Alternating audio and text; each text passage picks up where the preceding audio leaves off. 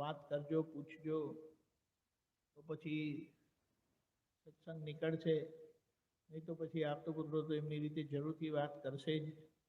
એમાં કોઈ બે મત નથી. કરતા જ રહ્યા છે અને કરતા જ રહેશે. એટલે હવે આપણે લાભ લઈએ ભૂલીનારાયણજીનો. આવો ભૂલીનારાયણજી.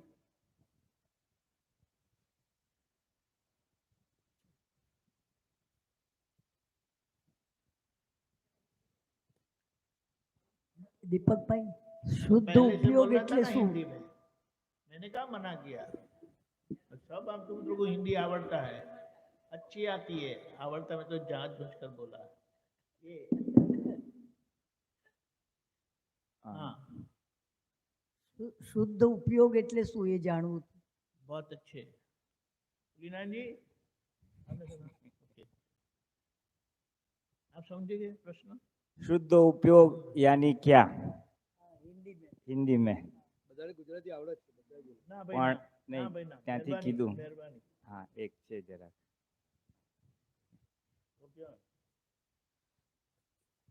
उसके तो बहुत सारे हैं. मेरी पर्सनल डेफिनेशन यानी मैंने मेरे समझ के लिए रखा है. इट्स नॉट शुद्ध का उपयोग करना, वो शुद्ध उपयोग यानी जो हमारा आत्मा का उपयोग है, आत्म जागृति है, उसका जो उपयोग हो उसको शुद्ध उपयोग कहते हैं. अभी आत्मा का क्या फंक्शन है? देखना और जानना. जैसे आईना है तो आईना का क्या काम होता है? तो कि जो भी उसके सामने आता है उसका प्रतिबिंब आता है, उसके अंदर झलकता है ना? उसको करना नहीं पड़ता, हो जाता है. तो उसी तरह हमें भी जो हमारे सामने हिसाब आ रहा है, या तो मैं कहूँ तो स्पेसिफिकली हमारे मन वचन काया, जिसको हम फाइल नंबर 1 या प्रकृति कहते हैं, उसको देखना, उसको शुद्ध उपयोग कहते हैं. यानी थोड़ा एग्जाम्पल दूँ तो मन में ये विचार आ रहे हैं, तो मन में विचार आ रहे हैं और मैं उसको देखने वाला हूँ, ऐसा अगर सेपरेट रहा तो उसको शुद्ध उपयोग कहा गया. वाणी निकलती है, ये फाइल नंबर 1 जो काम करती है, उसको गुस्सा आया, उसको अच्छा लगा, वो सब देखना ज्ञान से, हाँ, उसको शुद्ध उपयोग कहते हैं. और हमारा ये जो पुरुषार्थ है ज्ञान लेने के बाद, वो इसी को बढ़ाने के लिए, ये जो आत्म जागृति है उसको रक्षण करने के लिए 5 आज्ञा दी है. व्यवहार बाकी सब पड़ा है, फाइल खड़ी है, नौकरी है, धंधा है, घर है, परिवार लोग है, सबके साथ उतार चढ़ाव होते रहते हैं. तो उन उतार चढ़ाव में क्या असर होती है खुद को, या खुद के व्यवहार से सामने किसी को दुख होता है या नहीं, ये सब देखना और फिर यथा योग्य उसका उपाय करना. अगर अतिक्रमण हुआ तो प्रतिक्रमण, नहीं हुआ और अच्छा हुआ तो उसको भी देखना. प्रकृति खुश होती है तो उसको देखना, प्रकृति डिप्रेस होती है तो उसको देखना, प्रकृति को देखते रहना, वो सब शुद्ध उपयोग में जाता है. तो महात्माओं के 2 तरह से पुरुषार्थ सामान्य तौर पे रहते हैं. एक तो दादा का जो बहुत सारा ज्ञान हमारे पास है, हम जानते हैं, हमने सुना है, हमने समझा है. जैसे कि ये 5 आज्ञाएं समझिए, व्यवस्थित करता, फाइल संभव से निकाल, शुद्धात्मा देखना, फिर टकराव टालो, एडजस्ट एवरीवेयर, भोगवे तेनी भूल. ये ज्ञान जब जरूर पड़े तब उसका उपयोग करना. ये सब ऑर्डिनरीली हम सब करते हैं ना, व्यवहार में कुछ आया, चलो व्यवस्थितता, चलो ये भोगवे तेनी भूल. तो उससे क्या होगा कि हमारे अंदर जो अज्ञान खड़ा हो जाता है, भरा हुआ है ना, क्रोध मान वालों भरे हुए डिस्चार्ज, तो खड़े हो गए तो उसके सामने हमारी जागृति रहेगी. इसने मेरा बिगाड़ा नहीं, वो तो निमित्त था, व्यवस्थित करता है. ये हमने ज्ञान हाजिर रखा तो अज्ञान एक बाजू खड़ा हुआ, उसको ये ज्ञान से उसको प्लस माइनस कर दिया, यानी उसकी असर से हम मुक्त हो गए और उतना वो कर्म आके वो निर्जरा हो गया.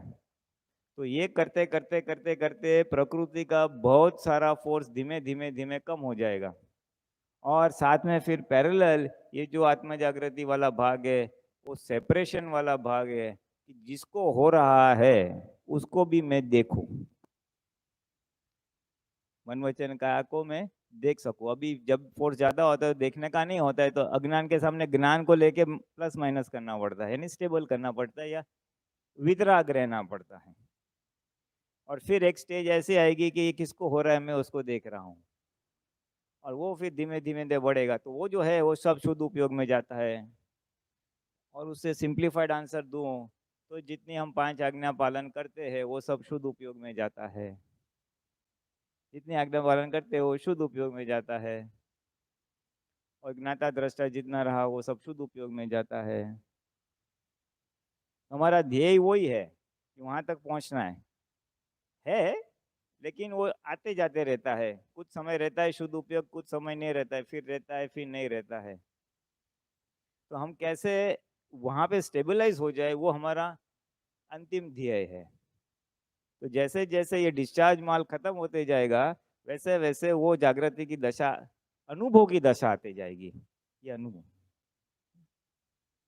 ये प्रार्थना, ये भावना, ये हमारा निश्चय, ये पुरुषार्थ, ये सब करते करते करते वहां तक पहुंच जाएंगे। उसके लिए जरूरी ये है हमें हमारी प्रकृति को पहचानना। पहचानना यानी मेरे मन वचन काया में क्या क्या मान्यताएं मैं लेके आया हूँ प्रकृति में, और वो आज के ज्ञान के मुताबिक कितना उसके सपोर्ट में है या उसके विपरीत है। दादा भगवान ने बोला था ऑब्लाइजिंग नेचर, बचपन से वो हरेक को कहीं ना कहीं मदद करते थे, वो उसकी एक लेके आए थे, अच्छी बात। कोई बोले नहीं अपना अपना करो, ठीक है, थोड़ा हुआ तो नहीं हुआ, तो वो स्वार्थ वाला भाग हो गया। तो ये स्वार्थ की मान्यता और ये ऑब्लाइजिंग नेचर, ये दोनों मेरे को दिखाई दे तो फिर मैं इसके ऊपर पुरुषार्थ करूंगा और इसमें से धीमे धीमे उसको निकालूंगा, तो नॉर्मलिटी आ जाएगी। तो जितना जितना हम हमारे प्रकृति को देख सकते हैं, पहचान सकते हैं, उतना उतना यथा योग्य उसके ऊपर पुरुषार्थ होगा। उसके आवरण हटेंगे तो ये शुद्ध उपयोग वाला भाग बढ़ेगा। हमको प्रकृति का मैनेजमेंट करना है, बस दैट्स ऑल। हमारे खुद की प्रकृति के भरे हुए माल को हमें उसको इस तरह से निर्जरा हो जाना है कि किसी को दुख ना हो और आगे कैरी फॉरवर्ड ना हो, कोई क्लेम, किसी का क्लेम हम पर बना ना रहे। दादा भगवान ने खास कहा था कि ये समय ऐसा है ना, पंचम आरे में एक बात की खास ध्यान रखना, किसी के साथ बैर ना बने, किसी का क्लेम ना रहे, किसी को मन दुख ना हो, हिसाब चुकते करते जाना करते जाना करते जाना, निकल जाना। अपने को छूटने का है, इसके लिए निकलने जाना। फिर उस ये बात को समझाने के लिए फिर अलग अलग निमित्त से अलग अलग बातें दादाजी करते थे कि अगर आप म्यूजियम में गए तो कभी कभी एंट्रेंस टिकट होती है, कभी एंट्रेंस टिकट नहीं होती है, सब सब तुम देख के आओ। कोई हिस्टोरिकल जगह पे है तो फिर राजा का ये तलवार थी ना, ये ड्रेस था ना, ये सिक्के थे ना, ये महल था ना, अलग अलग चीजें हम देखते हैं। और देखने के बाद हम लेके क्या आते हैं, जब म्यूजियम से बाहर निकलने कुछ लेके आने को परमिशन होती है? कुछ नहीं है। तो म्यूजियम में आके देख के जाने का है। तो वैसे तुम भी इधर आए हो, ये म्यूजियम में सब हिसाब किताब पूरा कर दो संसार का और वापस चले जाने का है। बहुत तरह से हम अपने आप को समझ दे सकते हैं, ये तो एक निमित्त से दी गई थी। ये सब लगता है हमें, ये करे वो करे, बाद में देखो बहुत बार मरण प्रसंग में हमको कभी जाना पड़ता है तो देखने को मिलता है कि इस आदमी को तो मैं अभी इतने दिन पहले मिला था, हमने इतनी इतनी बातें की और अचानक उसका देहांत हो गया। और जब डेड बॉडी देखते हैं तो लगता है बस खत्म हो गया खेल, एक दिन हमारा भी ये खेल खत्म होने वाला है। तो इतनी हाय हाय क्यों करने की? ये डरने वाली बात नहीं, ये एक व्यू पॉइंट है, एक समझ है। तो जीवन में हमारे पास ऐसे इतनी सारी घटनाएं बनती है जो हमको कोई ना कोई सीख देते जाती है, कोई ना कोई बोध देते जाती है, जो हमको मोक्ष मार्ग में आगे बढ़ाने में हेल्प करती है, जो हमें संसार के प्रति हमारी अगर कोई पकड़ है, हमारी कोई प्रीति है, लगाव है, तो उसको छोड़ने में हमको सहायता करती है। तो ये सप्लीमेंट्री है, मेन तो हमारी 5 आज्ञा ही है। ये आज्ञा पे फोकस करते जाएंगे तो भरा हुआ माल एक के बाद एग्जॉस्ट होते जाएगा। ऐसी ऐसी चीजें हमको बोध देते जाएगी। और मैं शुद्धात्मा हूँ, मैं अनंत सुख का धाम हूँ, मैं अनंत शक्ति वाला हूँ, इस चीज पे हमारा फोकस बढ़ते जाएगा। हमारी पैरेलल पुरुषार्थ की प्रायोरिटी क्या है, साथ साथ व्यवहार भी है, उसके साथ आज्ञा भी है कि मैं इस फाइल नंबर 1 से, इस प्रकृति से अलग हूँ, ये कैसे बना सके। जागृति कितनी रह सकती है, उतना रह सकती है। सारे पुरुषार्थ का मेन अर्थ यही है कि हम डिस्चार्ज भरा हुआ माल जो हमको बार बार संसार के प्रति चिपका देता है, अच्छा लगता है, बुरा लगता है, ये करूँ वो करूँ ये करूँ, जो प्रकृति में तन्मायाकार करा देता है, तो वहां से निकालने के लिए ये सब रखा गया है, सारे साधन। ये सारे जहाँ जहाँ चिटक हमारा चित्त जितना जितना निकलते जाएगा उतना शुद्ध होगा। तो हमारा चित्त कितना शुद्ध होते जाता है, वो पुरुषार्थ का अर्थ है। कीर्तन भक्ति भी करूँ तो उपयोग पूर्वक करूँ तो मेरा चित्त एकाग्र होता है, उतना समय में संसार में नहीं हूँ, उसका जो आनंद आता है तो लगता है अभी इसी में रहे, आज्ञा पालू, सब में शुद्धात्मा देखूँ, तो उससे जो एकाग्रता आती है तो लगे चलो इसमें रहना जाना है।